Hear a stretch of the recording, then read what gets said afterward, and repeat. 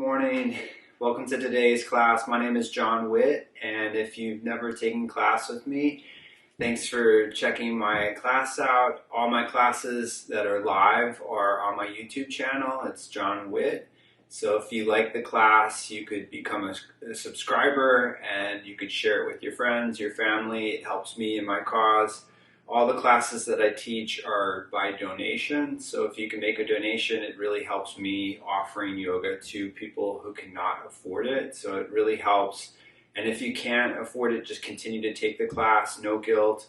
I want to support as many people as I can through my classes. I hope the classes are helping you as much as I benefit from my practice. I've been practicing for a very long time. It's really the base of my well-being, and I hope it will continue to help support you in this time.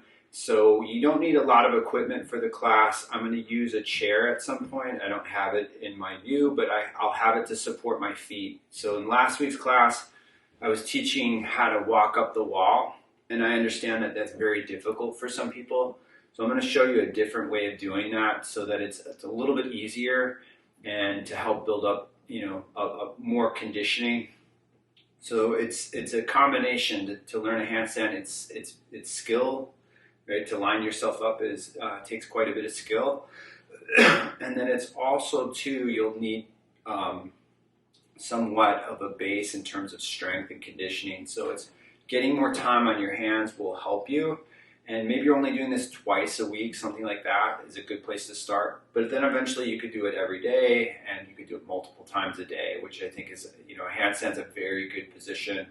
I consider it safer than some poses.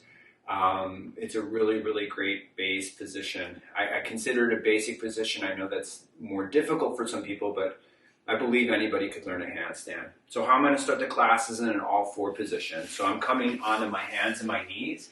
So with my hands underneath me, if I'm ever having my hands forward, specifically like for a handstand, my index fingers are pointing forward. So it's a slight external rotation of the hands will help with the shoulders. So just have the hands underneath you and just move the weight side to side. And when you're pushing through your hands, try to build strength in the outer portions of the hands. So it's like I'm in the circumference of my hand. It's almost like my hand is like a suction cup. So if my hands were wet on some dry, hot pavement, you would see just the outer portion of your hand in terms of how it would be, kind of within the floor or within the cement, right? So I'm bringing the weight forward more than, this is kind of what it feels like when you kick up into a handstand or you press up into a handstand. There's a lot of weight in the hands, the wrist. So the shoulders have to come forward enough to get you up. But then when you start to get more lined up in your handstand, you're basically bringing the weight in the front of the hands or the heels of the hands. So if you're just slightly bringing it forward and slightly bringing it back, that's what I do in terms of like if I'm holding a longer handstand. Because if I hold it too much in one part of the hand, I may lose balance. I might have too much pressure in the hand where it just isn't good for me in being on my hands. So what I'm going to do is I'm going to turn my hands out slightly.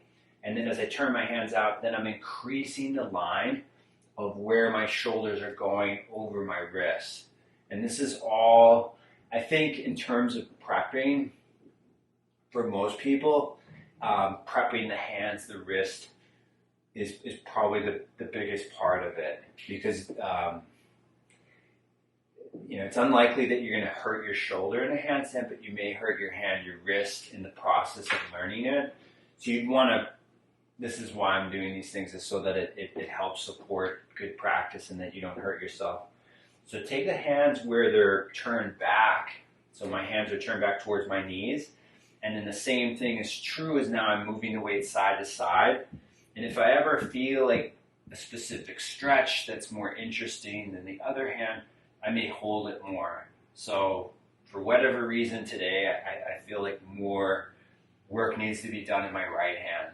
And it's all, individual. It's not necessarily like that you have to bring more weight in your right hand, but maybe that's the sensations that you're getting.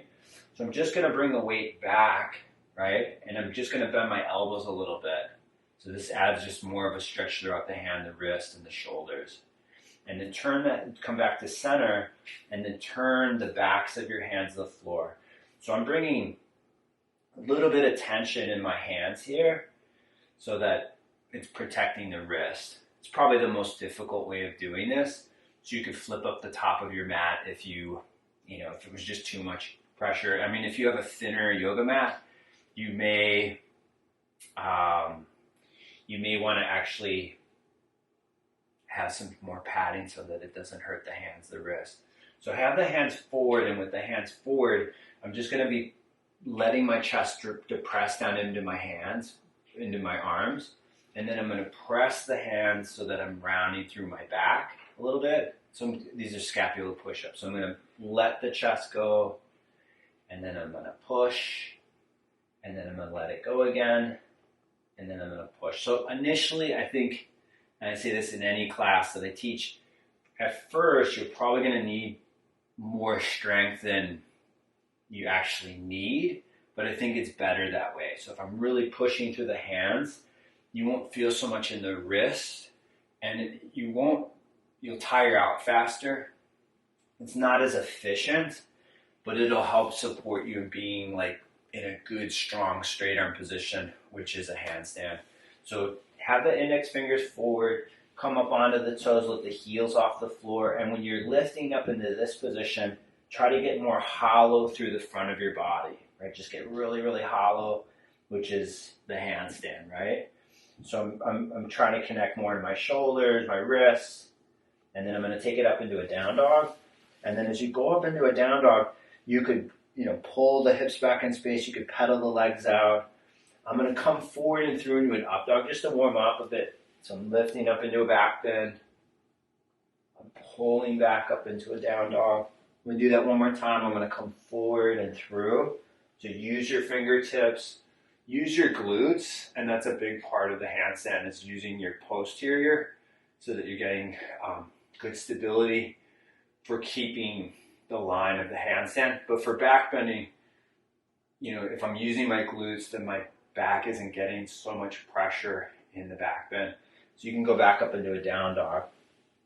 So in a down dog, you're going to come forward, and then as I'm going to do a count of 5, but as this gets easier, then you could do a count of 10, you could do a count of 15. It's just an eccentric push-up. So I'm going to count from 5, 4, 3. So I'm using my arms the whole time. I'm not just using my flexibility of my wrists and my shoulders. 2, if I have healthy shoulders, I'm just hovering above the ground, and then I'm down. So when I'm down, I'm going to take my arms into a cactus position. Did this last week, just keeping my feet together, and then just, if you're watching, try to bring your lower back up and in. So it's very easy for me to sway my back. So in handstands, I'm trying to keep my ribs in, and I'm trying to bring my abdomen away from the floor so that my lower back fills up. So I'm going to just take 10 breaths here. As your head is down, abdomen's in, ribs are in. A couple deep breaths here. Right. So it's very easy to be in a relaxed position. Not that that's bad, but you want to keep the ribs in. And by keeping them in, when you do get to the wall and you're walking up the wall, this will help quite a bit, because then you'll be in a better line. So take 2 deep breaths. Again, keep the ribs in, keep the low back lifting, or the abdomen into the low back, and then you can bring that down and just relax. So if you need more extensions, you could back bend, of course, but I'm going to do one more, and it's going to be a more active version. So I'm going to take my arms forward, keeping my feet in together, keeping my ribs in, and then I'm going to take my arms off the floor. So I'm taking my arms up, palms are facing in. Take a couple deep breaths here. Really use effort and keeping the front of your body away from the floor, just so that you're not developing more of a sway in your back for your handstand, and then bringing the arms down. And then what we're going to do is roll over and roll onto your back, and we'll do a hollow body hold. So you could support your head for this, your knees could be bent for this, your legs don't have to be straight. I'm going to take my arms overhead, but again, there's a lot of regressions you don't have to do as I'm doing. So once I go on my back, I'm just going to time it, and I think a good hold to start with is 20 to 30 seconds. But even for you, just like a 10-second hold could be good. So I take my legs up, and when I'm taking my legs up, I'm going to bring them forward, but I want to keep this all in. Like I don't want to sway. I don't want my lower back to lift up. Now I'm taking my arms up into an overhead position, and as I take my arms up, I'm extending. So you really want to keep the front of your body tense in order to hold the line of the handstand. Because some people, when they're holding it, they're just really compensating, and that's why they can hold it for however long they can. So a little over 30 seconds. So if I needed to, I could bring my knees over my hips and still do it. Take 5 deep breaths. Make the front of your body stronger, smaller, right, more compact.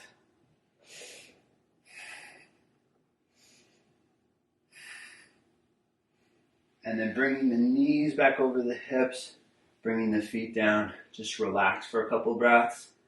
And then we're just, you could roll yourself up. I'm going to come to all fours again. Once I come to all fours, I'm going to press to the hands and just come up into just a little bit of a hold, like a crow pose, but where my feet are off the floor. So what I'm going to do next might be too difficult for you. So planks are good to start with, right? It's always a good position. But this is probably a little bit more difficult for you. So you can push to the fingertips. You can make the front of your body smaller and shorter, and that'll help. But what I'm going to do is I'm going to bring the chair in. So I'm going to be at a 90-degree angle where my shoulders are over my hands, my wrists. And this, it's like using the wall to walk up, but it is easier. So you just need a chair to support your feet. So once you bring your chair down, same thing as being in down dog or any of these positions, you're on your toes. So I'm bringing my hands down, then I'm bringing my feet here, right? And then I'm going to walk in, walking my hands to my feet so that I'm more engaged in loading up the weight in the hands and the wrists. So it's not bad to just kind of hang out here, but it's better to push. So you want to push more through the hands, right, through the fingertips. And this is a lot, if you've never done a handstand before, in some ways this is actually more difficult, but it's a good way to condition yourself to eventually walking up. So just about 3 more breaths here. Push through the hands, pull in through the abdomen, straight arms, and then you're bringing your feet back down. So just be in a soft forward bend. Take the hands to the left, take the hands to the right. A couple of deep breaths here. Come up where you're rounding your back. So when you come up, just be in this rounded position, just to get more into your spine, more into your back. Just basic warm up. Then roll yourself up so you're standing. Take the arms up into an overhead position and come up onto the toes with the heels off the floor. So I'm in a straight line. I'm still thinking of when we were on the floor and our abdomen was in the floor, so that I'm holding my weight better, right? So that I'm not, I'm trying to keep the best line that I can. And then I'm going to lower the heels, and I'm going to exhale, I'm going to lower the arms. I'm going to use the chair for another exercise, which is really, really good for the shoulders. It's a very basic thing to do. But if you hang from a bar or any kind of solid object, and you see you can't create a straight line, it's a major factor why you wouldn't be able to hold a handstand for any, it'd be very difficult to hold for like 10 seconds. So I'm going to come down onto my knees, and then my arms are in the chair, and my palms are facing one another. And then what I'm going to do is just get my shoulders to be a bit engaged, like protraction. And then I'm going to bring my head down, but what I'm pushing down is through my shoulders.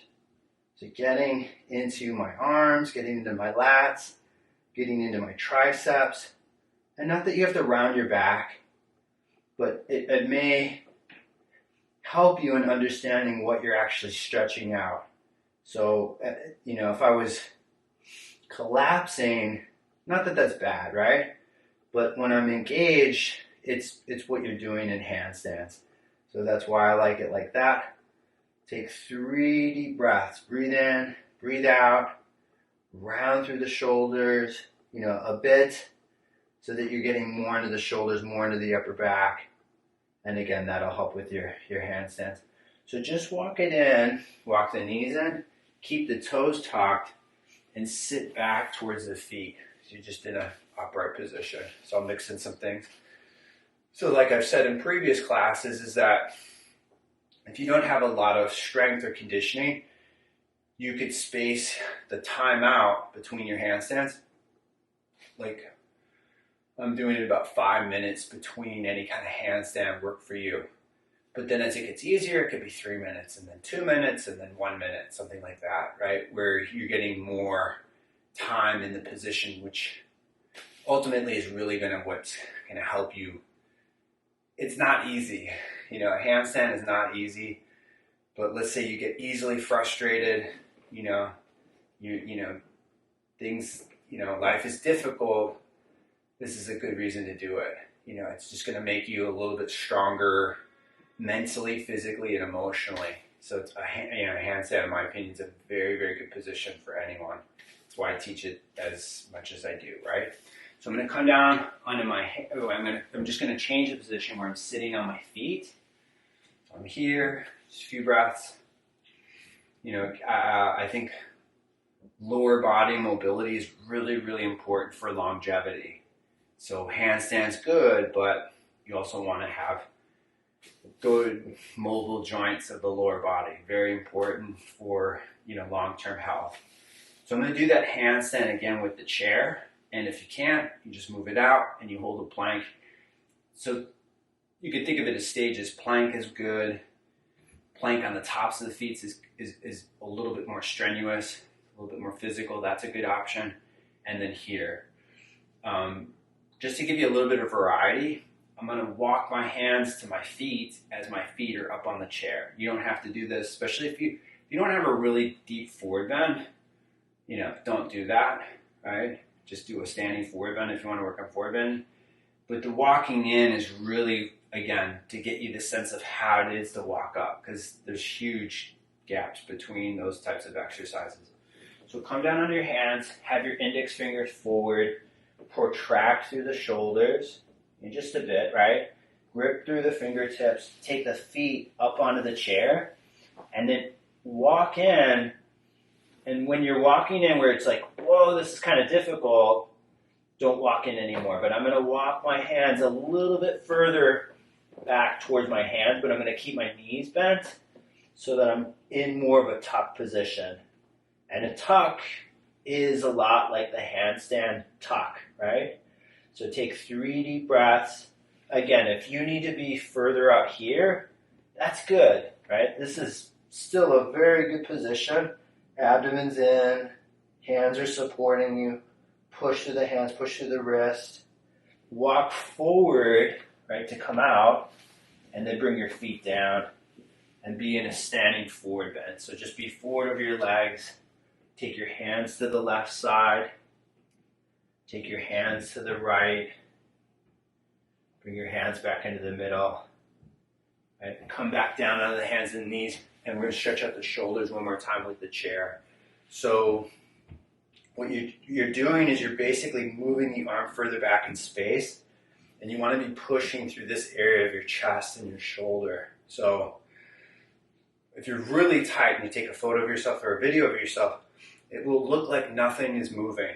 but you can feel that things are, and over time, the line will look better. And when it's better, it's going to help complement the pose. So have the arms up on the chair, have the palms face in or possibly up, and then bring your head down and push through the chest so that you're pushing down. And maybe a little bit of pressure is better than more, right? If you don't have a lot of body awareness, I would always apply myself more on the side of ease. I mean, there's effort obviously here, but not like, because you don't want to obviously do too much too soon. But I'm pushing my shoulders to the mat, to the floor, and that's what's going to help give me, a bigger, better overhead position. And then come off of the knees, and then I'm going to move my chair off to the side. I'm going to go back onto my back for another hollow body hold, and then I'll do another front line position where, I'll do some basically walking the hands back. Something easier, but another good thing to do. So lie back on your back, have your knees over your hips, and with your knees over your hips, take your arms overhead if you can. Come up with your head and your shoulders. If you can, have your legs straight like I do, and then bring your legs forward. So the legs are forward, the arms are overhead, keeping my ribs in. You could open and close the hands. It's a good distraction. So you're only focusing on the time and oh my God, this is so difficult. It's good to distract the hands, but it's good for strengthening the hands. So keep the front of the body in, nice and tight, nothing crazy.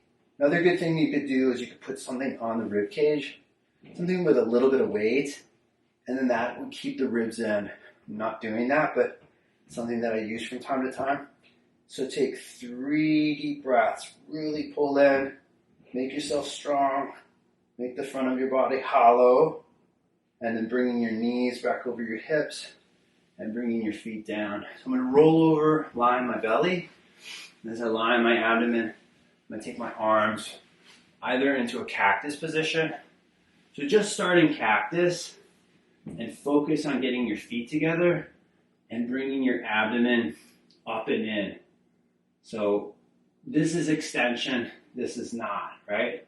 So I want to keep my ribs in and bringing my head down. Now if you can, not that this is better, right? Your arms could be in a wide position, which is easier on the shoulder, or you can take the arms forward. And then I'm going to take my arms up off the floor. Keep the front of your body intact.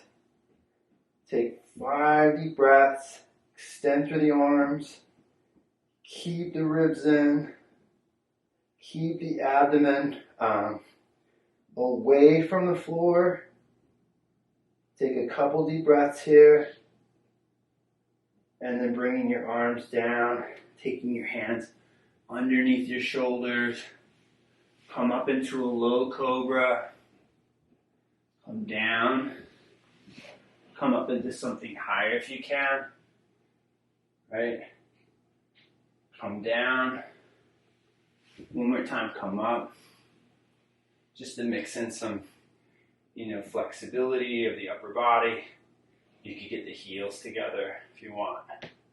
So bring yourself forward, bring yourself down. Have your hands just underneath your shoulders, tuck the toes, and lift straight up into plank, and go back up into down dog. So all the way back up into a down dog. Pull back with the hips. Right, then come down on the knees and sit back onto the heels. So you're basically back into a toe stand position, just for, again, stretching up the toes. And again, I'm making things, I'm staggering them so that you aren't overwhelmed and that you can hold good practice and that you have good technique and that you're not obviously hurting yourself. But like I said, when I'm working handstands, it's really, really specific for the handstand, and it's depending on how long I want the session to be. It could be just 5 minutes, but then again, it could be more than an hour. So it really depends on what I'm working on in the day. So go to where you're untucking the toes, sit back on the feet, just sitting back on the feet. I'm going to sit up. I'm going to do some camels in between because, again, this will help with opening up the chest and the shoulders. So if you lack flexibility in the body, it matters. It really does matter in terms of how well your handstand will unfold. So come up onto your knees, have your toes tucked, and then reach. You can see how I'm rotating. I'm rotating my body. I'm reaching for my left heel. It could be a hold of like 3 seconds or more. Some people do better with longer holds. Some people do better with like shorter holds, but more motion, right? I'm going to come up. I'm going to rotate to the left, reaching for the foot. If you have more flexibility, you could try to post up with your elbow as opposed to your hand. Again, I'm not going for deeper back bends. It's more for those of you that have tighter shoulders and more restriction through the upper body, which again will help with your handstands. Really help with obviously like more deeper back bends. So bring yourself back up. I'm going to turn to my right. As I turn to my right, I'm going to reach for my right foot. I'm going to keep my upper body lifting. My glutes are tight. They're active. You're rotating. Come up. One more time. I'm going to rotate to the right. Reaching for the foot, lifting myself up, and should feel pretty very specific within the shoulders, the upper back, as opposed to like your lower back. Like, it's not bad to reach back for both feet. That's like the classic yoga approach for back bending. But you never really know if it's too much pressure into the lower back. So I think like it's good to mix in rotational back bends with classic back bends. But my back never ever hurts from rotations. And sometimes it does from just going straight back. So it's just, it's up to the individual. So come up onto your hands, come up onto your knees, take it up into a down dog. And then in a down dog, I'm going to make it a little bit shorter just to make it more specific for your legs. So I'm trying to lift my toes off the floor and bring the weight back into the heels. So this is like more of a shorter stance down dog. And then I'm going to come up onto the toes and then lower the heels. But if I can, I'm going to lift my left heel off the floor. I'm going to grab my left heel with my right hand, and I'm going to turn my upper body to the left. So, you could use more effort, but you really don't have to. Just if that's the big cue that I would give people is when you're working for greater range, do you really need more effort? And if you don't, then you don't really have to overly, work on the position because it might not actually benefit you more. So bring your right hand back, bend your right knee, grab hold of your right heel with your left hand, and turn the body to the right. Bring more weight into your left foot. Push through the right hand. Turn the upper body to the right. Bring more weight into the left foot. And then bring the left hand back down and then walk there. So just make the stance a little bit longer. This is very similar to what I'm going to do next. I will do one wall, going up the wall, just in case that's something that you've been practicing. And because we did the somewhat easier but more difficult version, maybe you'll see that you'll be able to do it, right? But this is for those of you that can't walk up the wall. I'm just going to walk my hands back toward my feet. So I'm just transferring the weight. Slow back with the hands to the feet. And that's what it is like to take your legs up the wall for your handstand. So continue to do that, say 3, 5 times, 10 times, something like that. It's a good starting point, but I'm going to walk my feet up the wall. So like when we were having our feet on the chair, just know your boundaries. And maybe you come up for like 5, 10 seconds, something like that, and then you come down. But don't go in so close to the wall that you can't come out. So if you're like, because this happens, and that obviously you don't want to hurt yourself. So I'm going to come down with my hands, and then I'm going to take my feet. I'm going to protract through the shoulders. Index fingers are forward. I'm going to keep that, right? And then I'm going to time it, I'm going to go for 30 seconds. Just for you guys, I'm going to make it a bit shorter, but Usually when I do this, I'll do it for a minute, sometimes longer, right? So my hands are forward, and then with my hands forward, I'm going to walk my right leg up.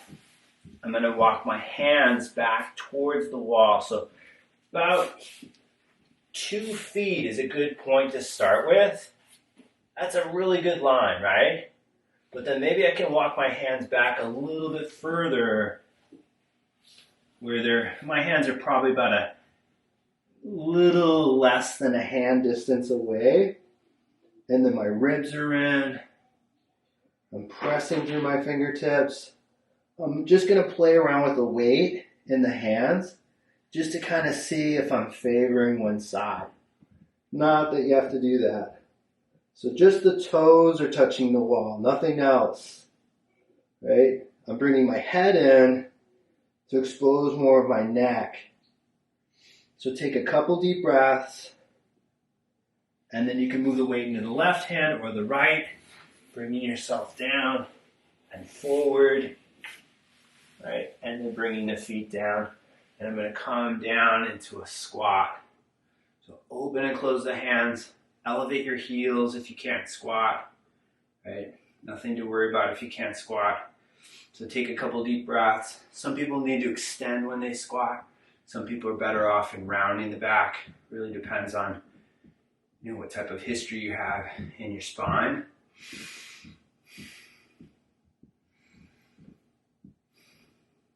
And what I'm going to do is I'm going to come down on my knees. I'm going to stretch out the wrists a little bit.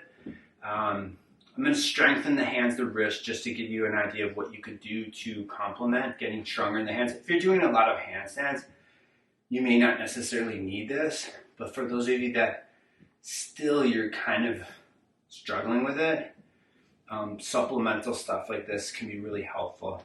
So I'm going to come, just so that you have a better angle, I'm going to be on the side. So my shoulders are going to be over my hands, my wrist, and then I'm going to lift the heels of my hands off the floor nice and slow, and then I'm going to slowly lower down and then coming up. My thumbs are not touching the floor, just using my 4 fingers. So my thumbs are up the whole time, and then I'm slowly coming down. I'm coming up. I'm doing these really slow, so if you've never done these before, maybe you're just shooting for 5, right? And then I'm coming up, slowly coming down. I'm coming up. I'm coming back down. One more time, coming up. And then slowly coming back down. Now I'm going to turn my left hand back. Now this will stretch out the forearm, opposite to what you were just doing. So when I come down, I'm turning my left hand back towards my knee.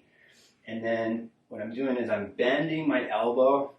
And this is just the beginning stages of it. So this could be what you're doing, just a small bend. But I'm going to bring my upper body forward and down. Not that it has to come down this far. And then I'm coming up.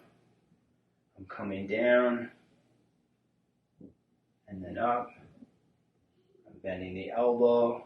Bringing my upper body down. Just adds more stretch into the fingers. And then up. And then one more time coming down. And then back up. So I'm going to turn my right hand back. Just so that you can see it better. My right hand is back. I'm bending my right elbow. And again, like with any loaded stretch of the hand, the wrist, sometimes less pressure is better than more, So if I was doing this on my own, maybe I wouldn't come down on some days, right? So I'm coming up, coming down, bringing myself up, coming down, and then up. And then one more time, I'm coming down, and then I'm coming up. So have the hands just neutral, but have the toes tucked, sit back on the feet. I'm not going to sit back long, but just to give yourself a little bit of recommend. I'm going to do one more thing for the hands, the wrists, to stretch out the backs of the hands, the wrists. And this is something that maybe you can't do, but we'll give it a shot. So what I'm doing is I'm back with my feet, and then my hands are in this type of position. So I have a wall behind me, so I'm kind of around the corner with my feet. You just want to be at an angle where you can keep a 90-degree angle with the arms. And like I said, maybe not coming all the way down as I am going to. So I'm just bringing the backs of my hands to the floor. So to something like here.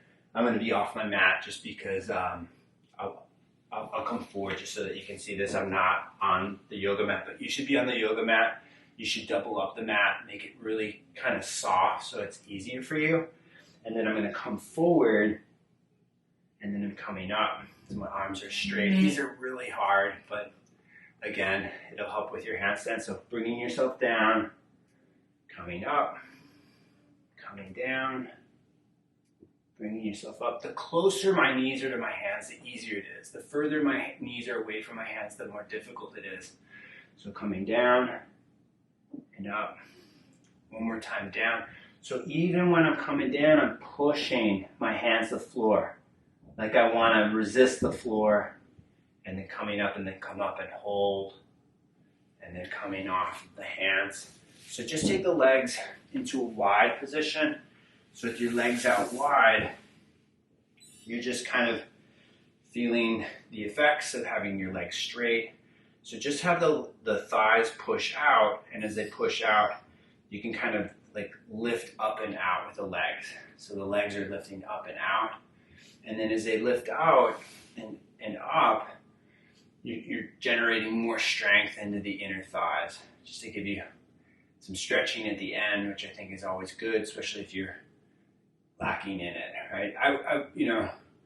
If you think of mobility, you think of flexibility, you think of strength, whatever you're lacking the most, that's what you should practice the most. It's pretty simple and pretty, like you think like, oh, of course I would do that.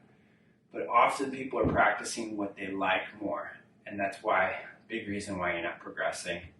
So I know a lot of people, and they're like, I really want to get more flexible. And it's like, that's good, but you could really probably benefit more in developing more strength. So I'm gonna come just straight forward. I'm gonna take my arms out wide. I'm bringing myself forward. So the more erect I keep my body, the more specific it is in stretching out the lower body. So if I get more rounded, it's not bad. It's actually very good for the back if your spine is healthy. But I'm gonna take my arms out and bring myself forward, bringing myself down, and then bringing myself up. So if let's say you're more flexible, that's a better version, right? If you're less flexible, you might need extra weight. So I'm taking my hands behind my head, and then I'm bringing myself forward. I want to lead from my pelvis. I want to lead from my abdomen. I don't want to just come forward and down and then up. So that's an extra weight. And take the arms overhead. Again, this is for someone that's more stiff, right? The more stiff you are, the better it is to add a little bit of weight. So taking the arms up and then coming forward. Really stretch up through the arms, like someone's pulling your arms forward to bring yourself forward. And I'm not measuring to getting down.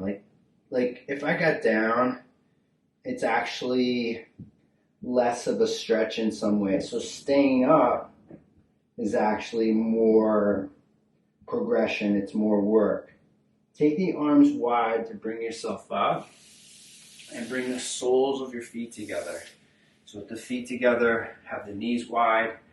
Use your hands to lift your hips off the floor and push your knees apart, just to get a little bit more space into the hips, and just to give yourself a little bit more range.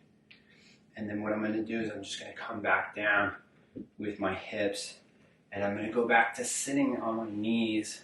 So just a little bit of more of a stretch into the QL. So if you do a lot of wide angle positions, which is really, really common in modern yoga, the outside of the hip can be really tight. So these are just, I'm going to sit on my knees and I'm going to carry my hips to the right. So you should feel really good stretch through the outside of the right hip. 10 seconds is good to start with. It could certainly be more. It could be going this side to the opposing side. When you come up, I'm going to use my hands. I'm going to lift myself up, and then I'm going to carry to the left side. And then when you're off to the left, you could have your hands on your knee. I'm a right-handed person, so typically I'll feel it more on my right side for this exercise, but it's good to do both sides. But if I was practicing on my own, just from the feedback that I just received, I would definitely do my right side more because it's just, there's more tension there for today.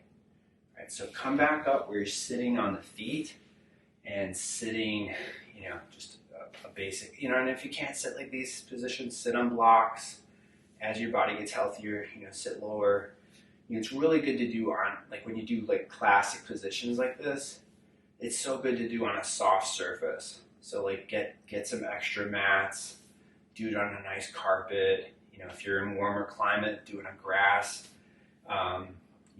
It's better to just protect your knees, make it really easy, and then you can do it on hardwood floors or concrete.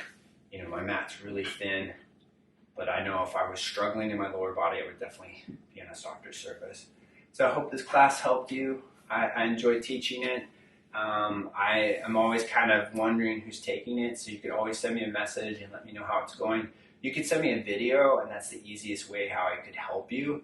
If you sent me a video, it's so easy. I'd just be like, okay, well, this is what you need to work on, more of this. It's very hard to see, but what you could do is you could video it and look at it yourself, and maybe you'll pick up some things, and maybe you'll learn from it, but any good teacher could help you doing this. So it could be me, it could be anyone. I design programs for people. So if someone that wanted to learn a handstand, other more challenging or difficult things that they haven't been able to attain, and that could be, a 10-hour program within the week, or it could be 2 hours.